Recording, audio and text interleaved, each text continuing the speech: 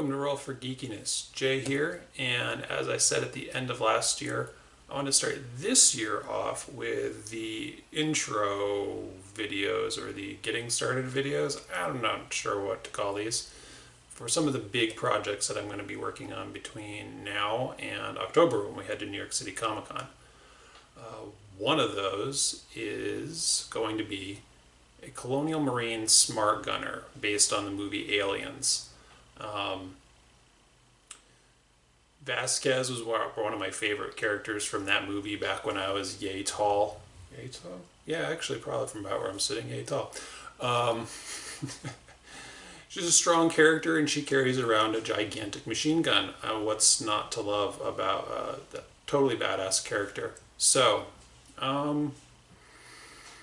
yeah, when I sat down to start building this costume for myself, there's a number of creative choices that need to be made and a number of financial choices that need to be made as well. If you start with the uniform, that's a good place to start, right? You'll find that there's a couple people who still make the pattern. It was never an off-the-shelf camouflage pattern.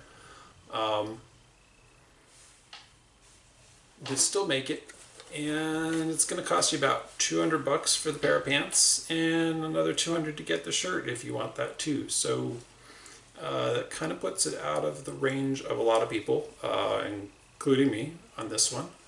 So I went with an alternative and grabbed some CP camo pants. The pattern's called CP camo, literally. If you're trying to do this yourself, you're looking for anything that doesn't have a lot of the strong greens like a forest pattern. You're looking for maybe some drabs, more browns, and that's going to be your closest match to the pattern that was used. And then it kind of, there's some fun debates between whether you go towards more tan or more green. Because of how the movie was shot under blue light, and so a lot of the props were actually done in a tannish color so that they would look green. Yeah. Anyway, so I've got myself a pair of CP camo pants to start with. And what else? I mean, we see that the Smart Gunners don't actually get a little bit more leeway in their uniforms. Everyone else has got a shirt. We see that, Vasquez wears a tank top. Drake wears a flak vest. This actually is not a Vietnam era flak vest. It is a OD vest that is a very similar style to one, especially with a nice puffy collar. That's what you'll see poking out from under the armor rig once I've got it on. And of course, I got the appropriate patches to sew onto it. What else? Yeah, I mean, Drake just wears a t-shirt under that. And then I did get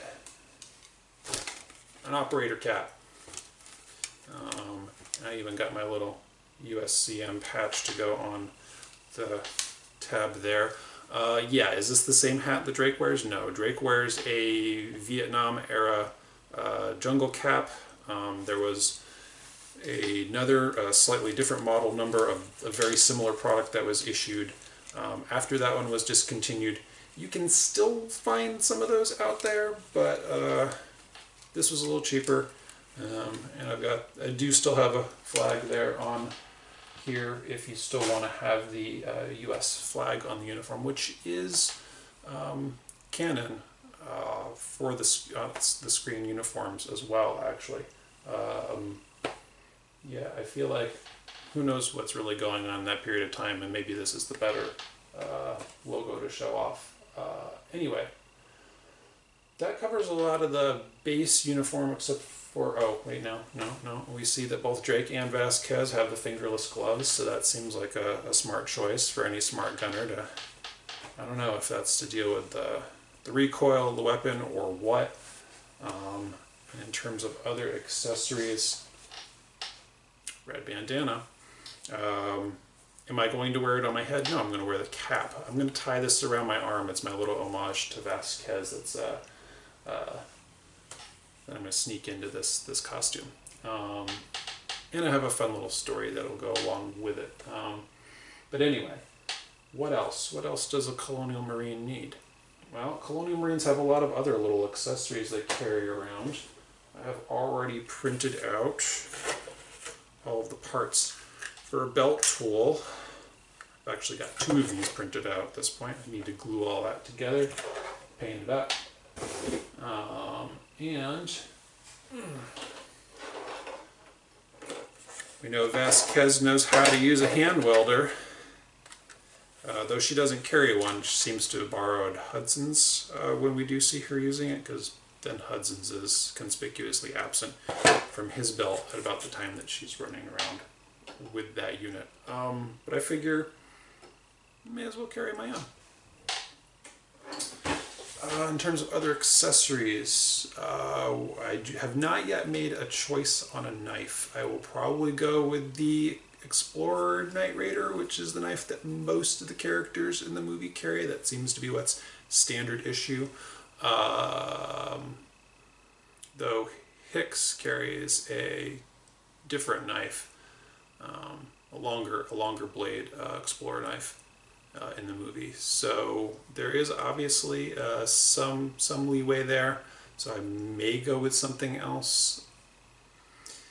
And I haven't made a choice on a sidearm yet. The VP70 is the official sidearm issued sidearm of the Colonial Marines. Finding STLs for that, or finding a airsoft version of that I can decommission, or any of those things, is not easy actually. And luckily, we've got 2 characters in the movie that show us that there's a little bit of leeway in terms of carrying that too. Hicks obviously carries the shotgun. I'm pretty certain he doesn't actually have a VP70 anywhere on him. And of course, Vasquez carries around her ivory-gripped Smith & Wesson. So obviously, again, there's, as much as we see the Colonial Marines customize their own armor, they do have some leeway in their loadout, so I may just use one of our decommissioned 1911s and call it good enough. We'll see what I end up with time with after I dig into the much bigger, more complex part of this build, and that is going to be the smart gun itself and the armor rig. As I mentioned at the end of last year, I have sourced a 3D model of the smart gun and am cutting it up into printable bits. That'll be fun. That may end up needing some sort of internal reinforcement, we'll see. And then the harness that goes on. Since a Steadicam rig, even a off-brand, one that's not specifically the Steadicam brand, will still run you at least $250 unless you can find one used. So not going to be doing that. But there are a lot of tutorials out there of people who have built homemade Steadicam rigs that look and function pretty similarly to the name brand product.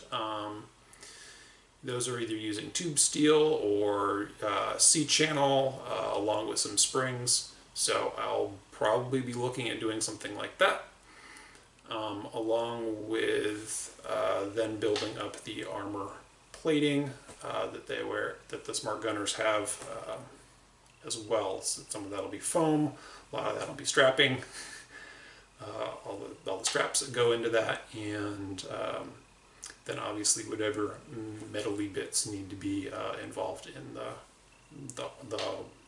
actuator arm. I'll be 3D printing a lot of the headset parts here. I'll be attaching them to this old dead set of headphones. Yes, I know this isn't the right headset, but you know, it's really hard to find 40-year-old headsets, whatever I'm pretty certain that was a Raycom unit that was made in the 70s or so. And it doesn't help that it's the same unit that is used in the Millennium Falcon. So you've got two bunches of fandoms that are looking to get their hands on those parts when they do come up. Yeah, they are collectible pieces. So yeah, I'll be working with that, and that'll have to be good enough for the headset. And I've got 3D printing out the shoulder lamp, like I also mentioned, and getting that affixed up to the armor. So yeah, is that everything I've got? That's everything I've got for now. So like I said, I've got most of the smaller accessories are either ready to be assembled. Most of my uniforms ready to go. So that's where I'm at. And I'll be sharing the rest of this build, which should be the big, fun, interesting bit, as opposed to just collecting all of these parts, with you for the next few months. So stay tuned.